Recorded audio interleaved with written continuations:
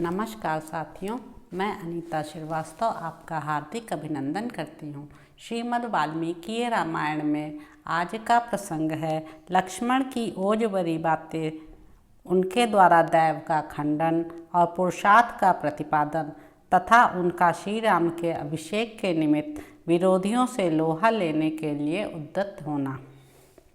श्री रामचंद्र जी जब इस प्रकार कह रहे थे, उस समय लक्ष्मण सिर झुकाए कुछ सोचते रहे। फिर सहसा शीघ्रतापूर्वक वे दुख और हर्ष के बीच की स्थिति में आ गए। नरश्रेष्ठ लक्ष्मण ने उस समय ललाट में भौहों को चढ़ाकर लंबी सांस खींचना आरंभ किया, मानो बिल में बैठा हुआ महान सर्प रोष में भरकर फुंकार मार रहा हो।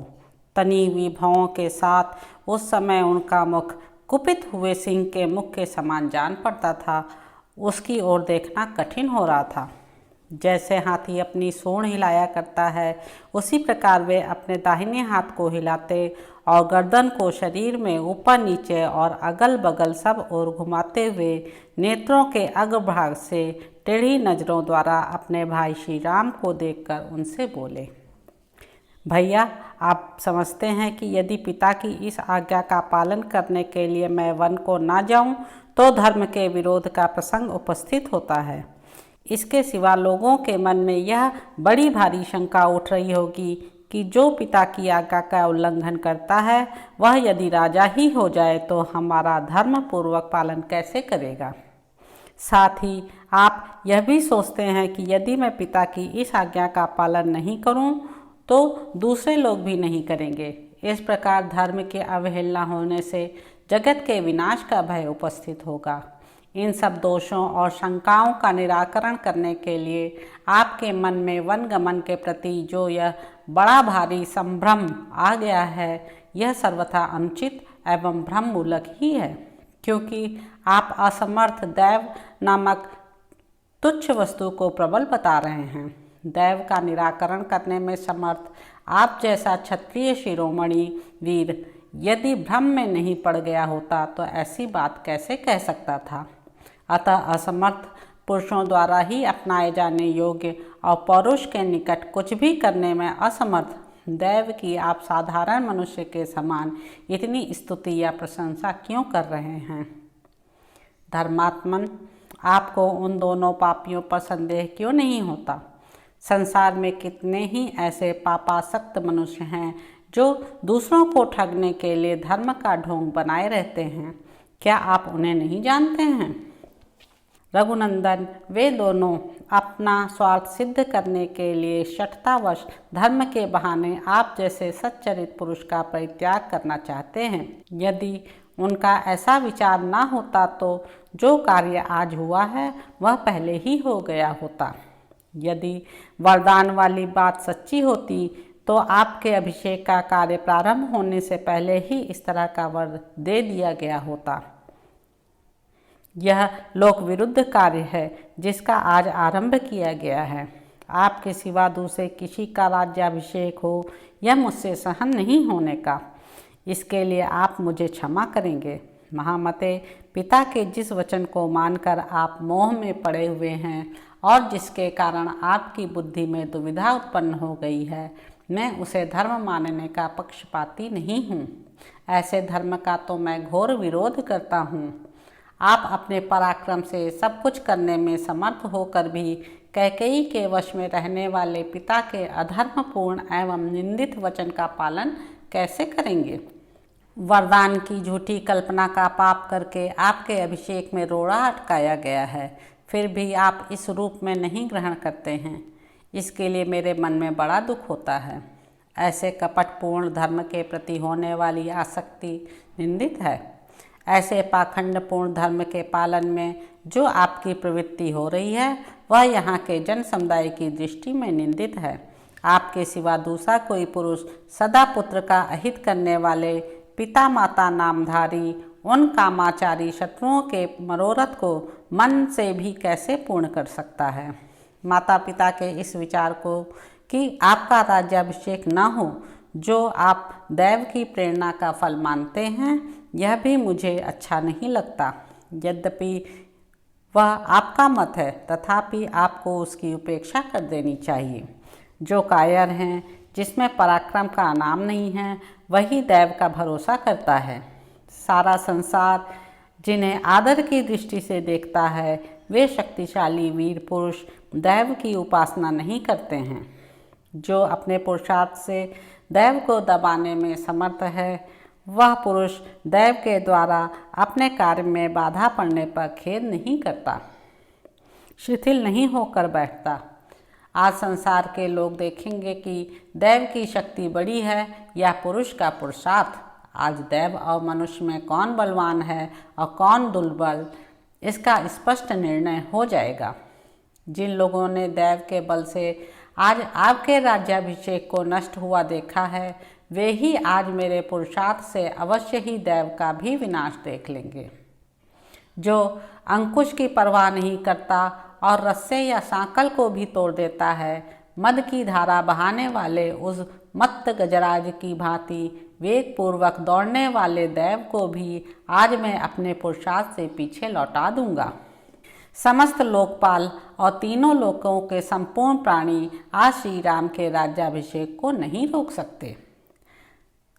फिर केवल पिताजी की तो बात ही क्या है।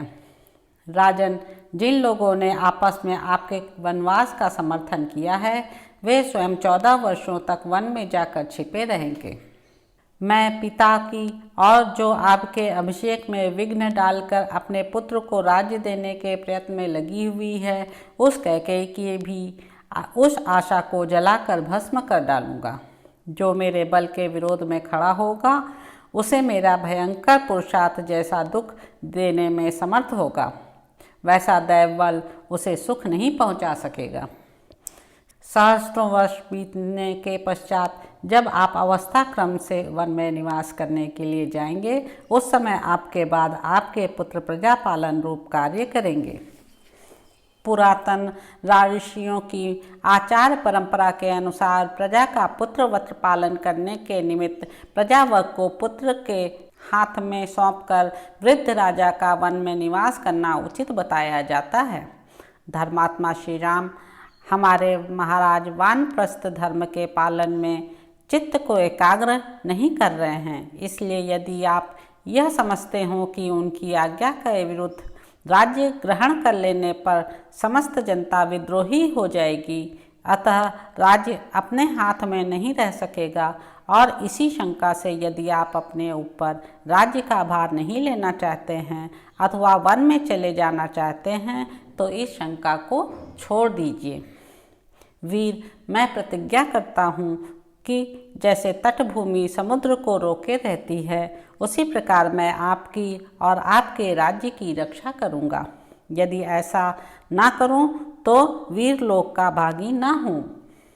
इसलिए आप मंगलमयी अभिषेक सामग्री से अपना अभिषेक होने दीजिए। इस अभिषेक के कार्य में आप तत्पर हो जाएंगे। मैं अकेला ही बलपूर्वक समस्त विरोधी भूपालों को रोक रखने में समर्थ हूँ। ये मेरी दोनों भुजाएं केवल शोभा के लिए नहीं हैं। मेरे इस धनुष का आभूषण नहीं बनेगा। यह तलवार केवल कमर में बांधे रखने के लिए नहीं है तथा इन बाणों के खंभे नहीं बनेंगे। ये सब चारों वस्तुएं शत्रुओं का दमन करने के लिए ही हैं। जिसे मैं अपना शत्रु समझता हूँ, उसे कदापि जीवित नहीं रहने देना चाहता। जिस समय मैं इस तीखी धार वाली तलवार को हाथ में लेता हूँ, यह बिजली की तरह चंचल प्रभा से चमक उठती है।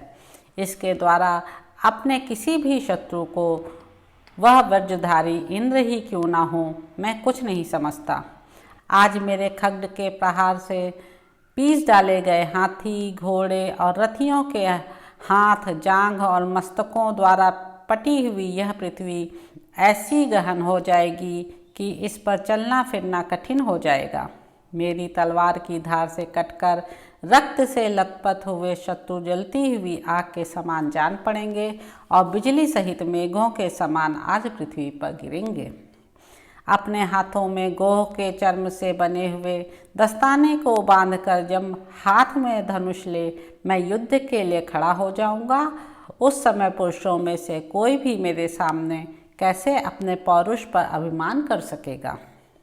मैं बहुत से बाणों द्वारा एक को और एक ही बाण से बहुत से योद्धाओं को धाराशाही करता हुआ मनुष्यों, घोड़ों और हाथियों के मर्म स्थानों पर बाण करूँगा। प्रभु, आज राजा दशरथ की प्रभुता को मिटाने और आपके प्रभुत्व की स्थापना करने के लिए अस्त्र बल से संपन्न मुझ लक्ष्मण का प्रभाव प्रकट होगा। श्री राम, आज मेरी ये दोनों भुजाएं जो चंदन का लेप लगाने, बाजू बंद पहनने, धन का दान करने और सुहृदों के पालन में संग्रह रहने के योग्य हैं, आपके राज्याभिषेक में विघ्न डालने वालों को रोकने के लिए अपने अनुरूप पराक्रम प्रकट करेंगी। प्रभु, बतलाइए, मैं आपके किस शत्रु को अभी प्राण और यश और सुहृद जनों से सदा के लिए विलग कर दूं।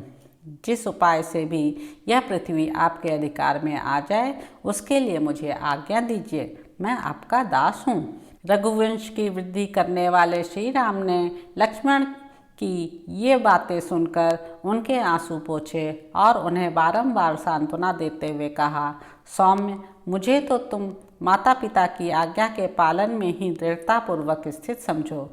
यही सत्पुरुषों का मार्ग है। तो इस प्रकार साथियों, अयोध्या कांड में निहित 23वां सर्ग यहाँ पर समाप्त होता है। आशा है आपको यह पसंद आ रहा होगा। मेरे YouTube चैनल संवाद विद अनीता को लाइक करें, शेयर करें, सब्सक्राइब करें। नमस्कार साथियों।